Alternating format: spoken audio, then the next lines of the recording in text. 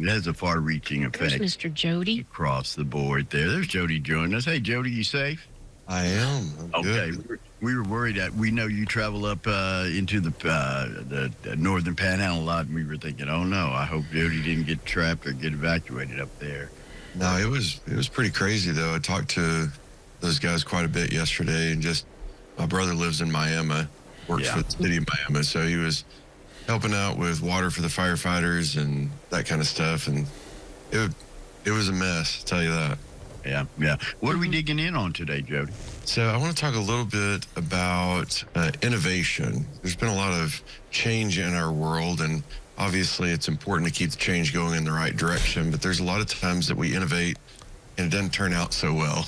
Right. So I wanted to talk a little bit about some people who tried stuff that didn't work out so well, but ended up being the most amazing thing they'd ever done.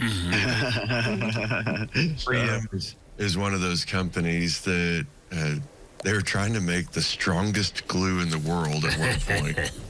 And this guy named Spencer Silver, 1968, he was making this glue, and it ended up being a total failure. But then one of his coworkers was like, you know, I really like this. I put it on the back of a little piece of paper, and I take it to church choir practice, and I can mark which hymn we're singing. And that was the origin of the Post-it note. Oh, wow. So huge failure, ended up being one of the most successful products that people made. So one of the hallmarks of people who are innovative is be open-minded even in the midst of the crazy. Because you really don't know what you're going to get until you're in there. Sony, they tried to make a CD-ROM for the Super Nintendo, and their partnership fell through, and they're like, you know what, why don't we just make a gaming station ourselves? We already figured out how to make it with the CD instead of those big cassette case things. And they ended up with the PlayStation. Oh, man. Yeah. Plenty of those have we bought. Talk about eating up some time right there, right? Mm. But what innovation is all about is open-mindedness.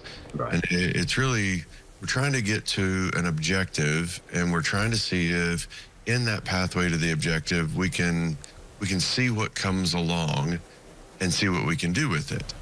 Kindler's law was stated that if you can define a problem clearly, you've already solved half the problem. And so when we're innovating, we're trying to figure out how do we effectively define where we are and where we want to be, and then try to build the bridge between that. And one of the things that I tell people as I coach them is every time you face a problem, ask the question, was there anything that we could have put in place that would have prevented the problem? And in the future, since we didn't prevent the problem, is there anything that we can put in place to make sure that the problem doesn't happen again? And so as we're defining problems and we're defining where we want to go, every time you face a challenge, you have to look at it and go, okay, didn't want this, didn't ask for it, but in every challenge, there is a seed of an equivalent or greater benefit. So you're always trying to look at it from that perspective that we're facing this, we can't unface it. How do we face it in such a way that we grow through it and we actually get better through it? Right. So that becomes a hallmark of innovation.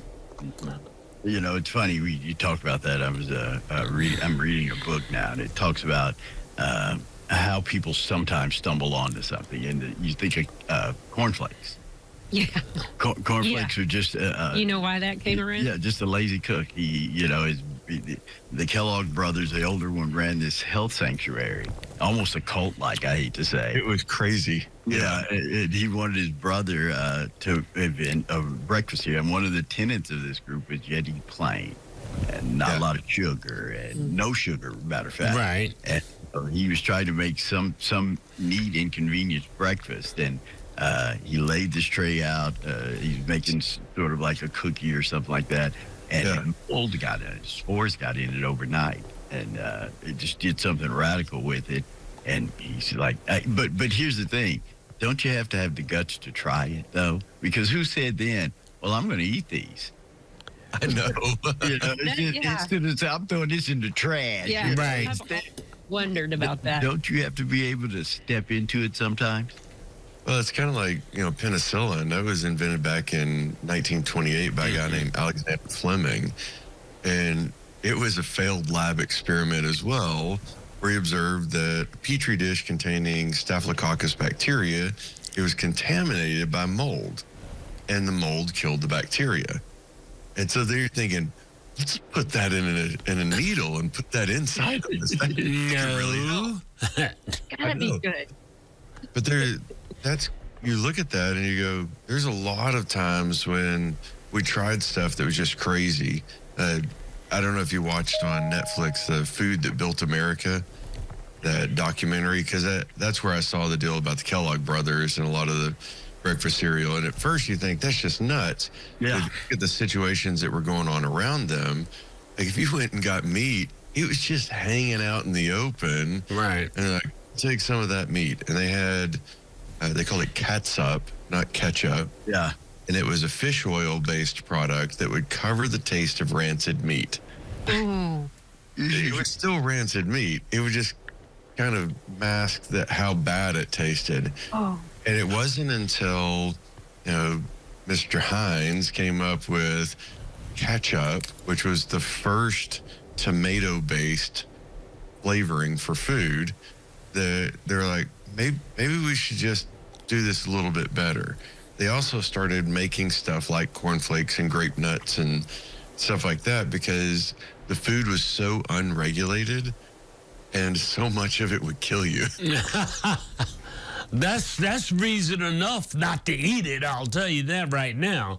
And most, It was easy to stay skinny back then. yeah, most of the stuff you just named, like cornflakes, no, I don't eat that to this day. I had a steady diet of that I had a steady diet of that as a kid, and I didn't like cornflakes, period.